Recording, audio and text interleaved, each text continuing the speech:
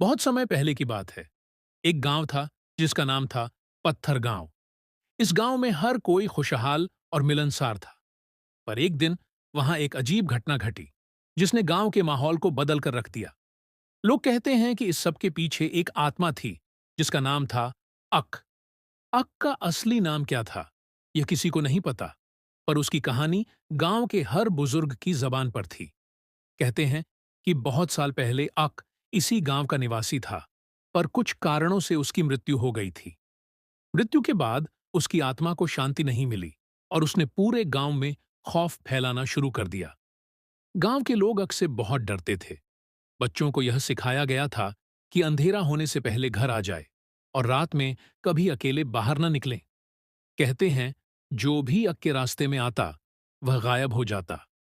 कुछ ने उसके धुंधले आकार को देखा था, एक लंबा काला साया जिसकी आंखें एकदम खाली थीं, पर उनमें अजीब सी चमक थी। अक के बारे में सबसे अधिक डरावनी बात यह थी कि वह अचानक प्रकट होता और बिना किसी चेतावनी के गायब हो जाता। उसकी आहट इतनी धीमी होती कि जब तक लोग समझ पाते तब तक बहुत देर हो चुकी होती। हर बार जब अक का हमला होता तो उस घर में अजीब घटनाएं घटने लगतीं। दीवारों पर खुद ब खुद खून के धब्बे उभर आते और लोगों को सपने में उसकी चीखें सुनाई देतीं। गांव के मुखिया ने कई बार तांत्रिकों को बुलाया ताकि वे अक को शांति दे सकें। तांत्रिक आते, मंत्र फूंकते, हवन करते, पर अक का आतंक कम होने का नाम नहीं लेता। अक का प्रकोप और भी बढ़ता गया। गांव की गलियों में एक अजीब सी ठंडक बस गई थी जो हमेशा लोगों के रोंगटे खड़े कर देती। लोग कहते थे कि यह ठंडक अक की उपस्थिति का संकेत है। एक बार गांव के एक बहादुर युवक, जिसका नाम भी संयोगवश अक ही था, ने ठान लिया कि वह इस प्रेत का सामना करेगा। गांव के बुजुर्गों ने उसे बहुत समझाया कि अक का सामना करना मौत को बुलावा देने जैसा है, पर युवा अक नहीं माना।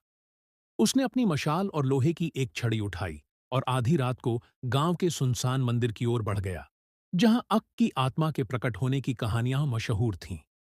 रात घनी थी और हवा में अजीब सी सिहरन थी।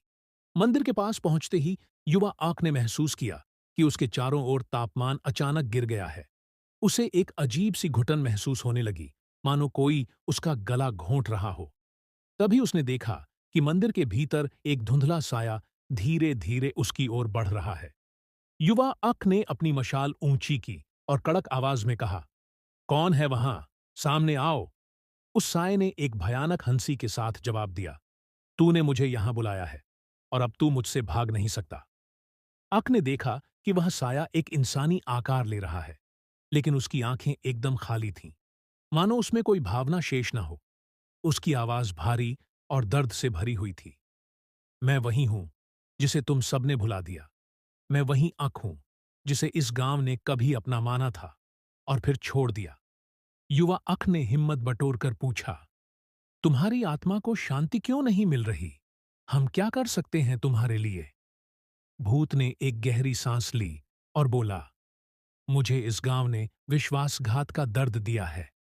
मेरे अपनों ने ही मुझे मरने के लिए छोड़ दिया और मैं उस दर्द के साथ इस दुनिया में फंसा हूं। जब तक इस गांव के लोग मुझे स्वीकार नहीं करते, तब तक मैं नहीं जाऊंगा।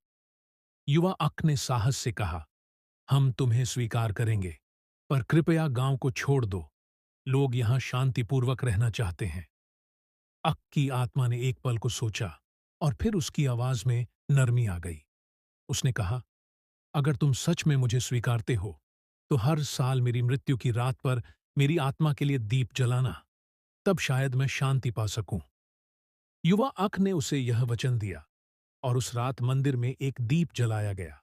कहते हैं उस दिन के बाद से अक का आतंक कम हो गया। अब हर साल गांव वाले उसकी याद में दीप जलाते हैं ताकि उसकी आत्मा को शांति मिल सके। पत्थर गांव ने उस दिन सीखा कि कभी-कभी पुरानी कहानियों को सुनना और उन्हें मानना ही किसी प्रेत से मुक्ति का रास्ता होता है।